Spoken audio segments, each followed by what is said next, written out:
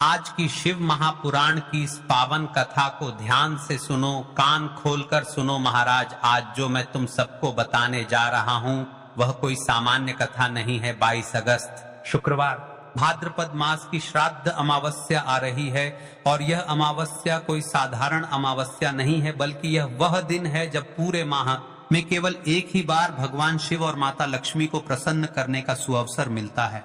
हर मास में अनेक तिथियां आती हैं, प्रतिपदा, द्वितीया, एकादशी, पूर्णिमा, परंतु अमावस्या वह तिथि है जब संपूर्ण ब्रह्मांड की नकारात्मक शक्तियां दब जाती हैं और केवल शिव कृपा प्राप्त करने का मार्ग खुलता है। इसलिए शिव महापुराण में कहा गया है, अमावस्या पर किया गया छोटा सा कार्य अन्य दिनों के बड़े यज्ञ और अनुष्ठान से भी अधिक फलदायी होता है। कई सारे लोग प्रश्न करते हैं कि महाराज जी यहाँ अमावस्या इतनी विशेष क्यों है? तो देखिए भाइयों और बहनों, भाद्रपद मास की यह श्राद्ध अमावस्या इसलिए और भी महत्वपूर्ण है क्योंकि यह पितरों को तृप्त करने वाली तिथि है। यह शिव कृपा प्राप्त करने का अद्वितीय अवसर है और सबसे बड़ा कारण इस दिन मात्र 11 चावल के दाने और 2 दीपक का उपाय जीवन का अंधकार मिटाकर भाग्य का दीपक प्रज्वलित कर देता है। अगर आपके जीवन में धन आता है पर टिकता नहीं, घर में कलह, अशांति, रोग, कर्ज से मुक्ति नहीं, लक्ष्मी जी का स्थायी वास नहीं है या फिर मनोकामना अधूरी रह गई है, तो महाराज 22 अगस्त की इस अमावस्या पर 11 चावल के दाने और 2 दीपक का यह उपाय करना ही करना है। जैसे कि हम आपको यह उपाय को करने के लिए कहते हैं तो बहुत सारी मेरी माता प्रश्न करती हैं कि महाराज जी 11 चावल के जाने से आखिर क्या? तो देखिए, जो चावल के दाने हैं यह आपकी हर कार्य में आने वाली रुकावट को समाप्त करता है, आपकी हर कार्य में वृद्धि करता है। जैसे कि व्यापार ढंग से नहीं चल रहा है, घर में परेशानियां चलती है, तो आप यदि इस 11 चावल के दाने वाले उपाय को करेंगे तो आपके लिए बहुत ही लाभदायक होगा। और जो 2 दीपा के महाराज, ये आपके घर में माता लक्ष्मी जी का स्थायी वास करता है, यानी कि आप यदि यह 2 दीपक के वाले उपाय को भी करोगे तो आपके जीवन में बहुत सारे बदलाव होंगे। इसलिए 11 चावल के दाने और 2 दीपक यदि आप कर्म तो आपको फल अवश्य मिलेगा। लेकिन फल क्या मिलेगा? यदि आप इस उपाय को कर रहे हो तो आपको किस किस फल की प्राप्ति होगी यह भी सुन लो महाराज। अगर इस अमावस्या पर आपने मात्र 11 चावल के दाने और 2 दीपक का यह उपाय कर लिया तो देखिए क्या होगा। घर में स्थायी लक्ष्मी वास होगा, कभी दरिद्रता, तंगी, धन की कमी नहीं आएगी, कारोबार, नौकरी, व्यवसाय में उन्नति होगी, कर्ज और आर्थिक संकट स्वतः मिटेंगे। पितरों की कृपा से घर में शांति, संतोष और सौभाग्य आएगा और सबसे बड़ा वरदान शिव कृपा भर आपके ऊपर बनी रहेगी। देखिए, आज की शिव महापुराण की कथा में एक पत्र आया है। पत्र से जानिए कि महिला के साथ चमत्कार हुआ जिसने अमावस्या के दिन इस उपाय को करा। आप सुनिए एक सच्ची कथा। भोपाल की एक महिला सीमा जी, घर में हमेशा तंगी बनी रहती थी। पति कमाते थे पर पैसे घर में टिकते नहीं थे, बच्चों की पढ़ाई रुक गई थी, बार बार कर्ज बढ़ता जा रहा था। उन्होंने बहुत उपाय किए, कई पूजा पाठ किए पर कोई फल नहीं मिला। पिछले वर्ष भाद्रपद की अमावस्या पर उन्होंने यही 11 चावल और 2 का उपाय किया। महाराज कहते हैं उसी सप्ताह से घर का वातावरण बदलना शुरू हो गया। पति को प्रमोशन मिला, बच्चों की पढ़ाई के लिए अचानक से मदद मिल गई और सबसे बड़ा चमत्कार, जो घर कर्ज में डूबा था उसी घर में आज स्थायी सुख समृद्धि है। वह महिला आज भी कहती हैं अमावस्या का यह उपाय मेरे भाग्य को बदल गया। पिछली वीडियो में जिन माताएं बहनों ने कमेंट किया था अपनी राशि से जुड़ा भाग्य जानने के लिए, आज की 2 विशेष राशि वृषभ राशि, जिनका धन अटक जाता है, बार बार खर्च हो जाता है, उनके लिए अमावस्या वरदान है। 11 चावल और 2 दीपक का उपाय इन्हें अकल्पनीय स्थायी लक्ष्मी वास दिलाएगा। दूसरी ओर विशेष राशि है कन्या राशि, जिनके जीवन में मेहनत के बाद भी फल नहीं मिल रहा, बार बार रुकावटें आ रही हैं, उनके लिए यह अमावस्या भाग्योदय का द्वार खोलेगी। लेकिन याद रहे, यह उपाय केवल इन 2 राशियों के लिए नहीं है, यह हर उस व्यक्ति के लिए है जो जीवन में सुख समृद्धि चाहता है। 22 अगस्त शुक्रवार भाद्रपद श्राद्ध अमावस्या को यह अवसर मत गंवाना।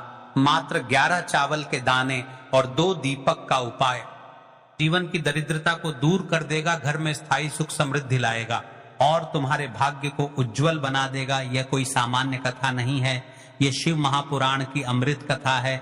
इसे हर किसी तक पहुंचाओ, शेयर करो। चलते हैं अब उस विशेष उपाय की तरफ जो आपको अमावस्या के दिन करना है।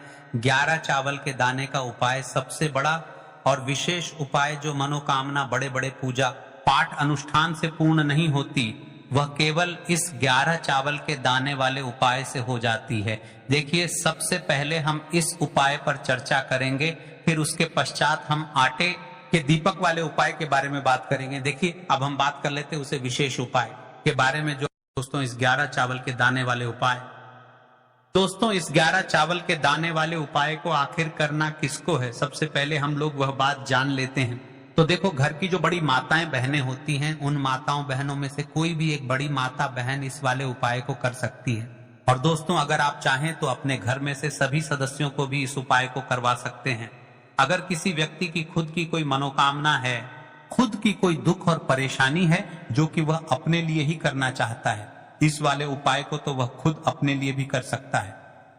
मतलब यह है कि कोई चाहता है कि मेरे जीवन में यह परेशानी चल रही है, यदि मैं इस 11 चावल के दाने वाले उपाय को करूंगा तो मेरा त्रिकालदर्शी, मेरा कैलाश अविनाशी, मेरे भोले बाबा मेरे जीवन से इस समस्या को समाप्त कर देंगे। तो आप यदि अपने लिए इस उपाय को कर रहे हैं तो आपको शिव मंदिर अकेले ही जाना है। और बाकी अगर कोई घर में से ऐसा है जो कि अपने पूरे घर परिवार की सुख और शांति के लिए यह वाला उपाय करना चाहता है, तो भाई वह भी कर सकता है, उसमें भी कोई दिक्कत वाली बात नहीं है। कहने का मतलब यह है, उपाय को हर एक सदस्य भी कर सकता है और पूरे घर परिवार के सदस्य के लिए घर की बड़ी माताओं बहनों में से कोई एक माता बहन भी कर सकती है। माताएं बहनें अगर घर में उपस्थित ना हो या वो ये वाला उपाय ना कर पा रही हो, तो फिर घर का कोई बड़ा सदस्य भी इस 11 चावल के दाने वाले उपाय को कर सकता है, चाहे फिर वह पुरुष ही क्यों ना हो, उसमें कोई भी दिक्कत वाली बात नहीं है। देखिए, कई सारे लोग कमेंट करते हैं कि महाराज जी उपाय बहुत लंबा बताते हैं, बहुत देर तक टांग खींचते हैं। तो देखिए, उपाय कोई नहीं होते हैं और विशेषकर शिव जी के लिए किए जाने वाले उपाय आपके जीवन में जो भी समस्या चल रही है, वह समस्या तो कुल मिलाकर आपका पूरा दिन बर्बाद कर रही है। तो हमारी इस 18 मिनट की वीडियो से आखिर होगा क्या, इसलिए वीडियो को अंतिम तक देखें। उपाय को करते समय किसी भी प्रकार की गलती ना करें, इसलिए हम आपको भले ही थोड़ी देर से बताते हैं, लेकिन उपाय अच्छे तरीके से बताते हैं। अब दोस्तों, इस 11 चावल के दाने वाले उपाय को हमें करना कहां पर है, हमें इसे शिव जी के मंदिर में जाकर करना है। सारे लोग प्रश्न करते हैं, हर एक उपाय को करते समय क्या हम इस उपाय को घर पर कर सकते हैं? तो इस वाले उपाय को आप घर पर नहीं कर सकते हो। इस वाले उपाय को करने के लिए आपको शिव जी के मंदिर ही जाना पड़ेगा। उसके बाद में दोस्तों जो अगला प्रश्न निकल कर आता है वह ये आता है इस उपाय को लेकर कि आखिर इस उपाय को हमें किस समय करना है, सुबह के समय करना है कि शाम के समय करना है। तो देखो, इस वाले उपाय को आप लोग सुबह के समय भी कर सकते हो और शाम समय प्रदोष काल में भी कर सकते हो। अब अगर आप पूछो कि भाई साहब सबसे उत्तम समय कौन सा रहेगा इस 11 चावल के दाने वाले उपाय को करने का, तो हम आपसे बस यही कहेंगे कि इस उपाय को आप सुबह के समय करेंगे तो ज्यादा बेहतर होगा। बाकी अगर प्रदोष काल शाम के समय भी करेंगे तो भी अच्छा होगा, उसमें कोई भी दिक्कत वाली बात नहीं है। देखिए महाराज, एक विशेष बात, यदि आप इस 11 चावल के दाने वाले उपाय को कर रहे हैं तो बन सके तो महाराज एक दीपक अवश्य लेकर जाए, क्योंकि हम उपाय करने के बाद दीपक प्रज्वलित करेंगे, उसे दीपक से शिव को रोशनी मिलेगी और हमारे जीवन में चल रहा अंधकार समाप्त होगा। इसलिए आटे का दीपक हो सके तो आटे का और मिट्टी का दीपक हो तो मिट्टी का, लेकिन हाँ उसमें हमें गोल बत्ती का प्रयोग करना है, ठीक है। तो अब दोस्तों जो अगली सबसे बड़ी और महत्वपूर्ण बात आती है वह ये आती है कि सुबह अगर हम उपाय को करेंगे तो हमें कितने बजे से लेकर कितने बजे तक के बीच में करना है, और शाम के समय प्रदोष काल में करेंगे तो हमें कितने बजे से लेकर कितने बजे के बीच में करना है। तो देखो, सुबह जल्दी हो सके आप उपाय को करने की कोशिश करना। बाकी अगर किसी कारणवश लेट भी हो जाओ, थोड़ी देर भी हो जाए, तो 10 या 11 बजे तक भी आप उपाय कर लेना, पर 12 बजे से ज्यादा देरी ना हो, ठीक है, इस बात का ध्यान रखना। उसके बाद में दोस्तों अगर शाम के समय प्रदोष काल की बात करें, प्रदोष काल का जो समय है होता है वह शाम के 6 बजे से शुरू हो जाता है। मतलब शाम के 6 बजे से लेकर 7 बजे के बीच का जो समय होता है यह समय प्रदोष काल का समय होता है। पर अभी जो मौसम चल रहा है में जो है शाम बहुत देरी से होती है, तो आप इस उपाय को 7 या 8 बजे के बीच में भी कर सकते हो। मतलब शाम के 6 बजे से रात 8 बजे के बीच में आप कभी भी इस वाले उपाय को कर सकते हो, उसमें कोई भी दिक्कत वाली बात नहीं है। देखिए अमावस्या का दिन है तो हो सके तो इस उपाय को सुबह के समय करना उत्तम रहेगा, बाकी प्रदोष काल के समय भी कर सकते हैं। अब सबसे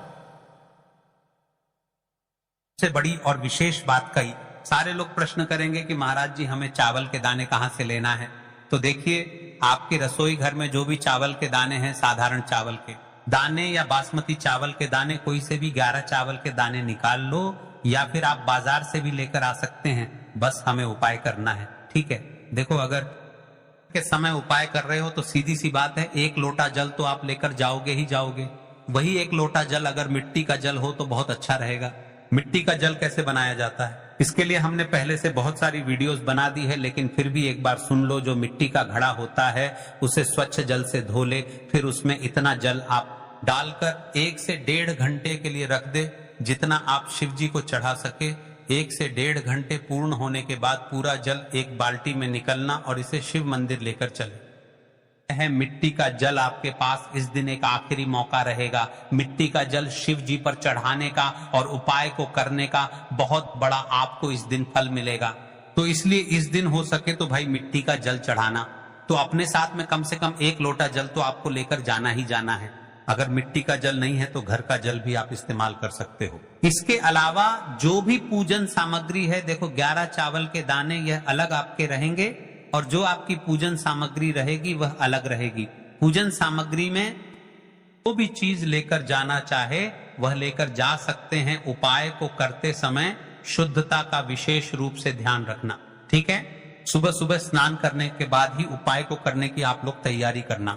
उसके बाद अगर शाम के समय की बात करें तो शाम के समय आपको स्नान करने की जरूरत नहीं है, पर शुद्धता का ध्यान रखना है। आपको स्नान तो नहीं करेंगे, आप हाथ मुंह धोकर भी इस वाले उपाय को शाम के समय प्रदोष काल में कर सकते हैं, इसमें कोई दिक्कत वाली बात नहीं है। तो आप अपने उपाय की पूरी सामग्री तैयार करके देखिए महाराज, ये जो 11 चावल के दाने वाले उपाय को आप करोगे, इसके साथ में आपको 2 दीपक आटे के उसे उपाय को भी करना है।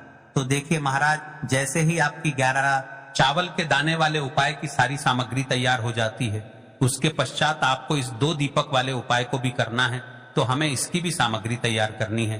तो देखिए आपको अच्छा शुद्ध आटा मूड़ लेना है और देखिए आपको उसे आटे में हल्दी का प्रयोग नहीं करना है और ना ही नमक का प्रयोग कर रहा है। अब आपको 2 दीपक बना लेने और जैसे ही 2 दीपक बन जाते हैं वैसे ही आपको 2 लंबी हुई की बत्ती लेना है।